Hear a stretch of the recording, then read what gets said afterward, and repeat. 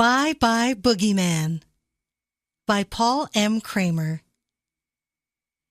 This is a story about a boy who never wants to go to bed. The thought of being alone in a dark room is something that he dreads. Johnny lives in San Francisco and is 9 years old.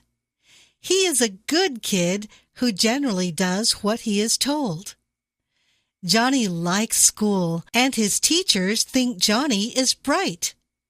He uses different excuses why he needs to stay up a little longer each and every night.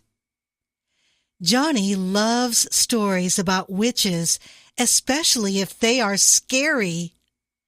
He also likes stories about pirates and magical fairies. Johnny was assured they are make-believe and there's nothing for him to fear. He doesn't understand why reading or listening to pretend stories make him so scared. To Johnny, fairy tales have always been a form of excitement and relaxation. Johnny has always had a very vivid imagination. He would listen to story after story with endless fascination. Johnny thinks being alone in a dark room is kind of creepy. Lots of kids are frightened of the dark and have trouble going to sleep, even when they're sleepy. Many kids think that monsters or the boogeyman might grab them from underneath their bed. They imagine being pulled down by their arms or their legs, or even by their head.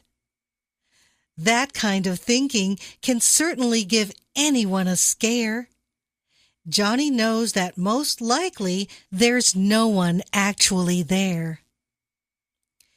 Johnny was never comfortable being in the dark all alone. That isn't unusual for kids who are not yet fully grown. Scary thoughts make it harder for kids to go to sleep. Johnny listens for noises that sound like they're coming from his closet or under his bed or in the street. Stories about witches and dragons make many kids squeal. It's not possible for them to eat you up and have you for a meal. The reason they cannot hurt you or eat you up is because they're make-believe and they are not real. Johnny and his mom check inside the closet so she can show him no one is in there. Then they look under the bed and Johnny says, "The only thing under here is my missing teddy bear." Johnny gets a good night hug and is assured that everything will be all right. That works for Johnny until his mother or father are no longer in his sight. Then he panics and worries that some creature might somehow magically appear. How this unwanted stranger that he calls the boogeyman gets into Johnny's room, he has absolutely no idea.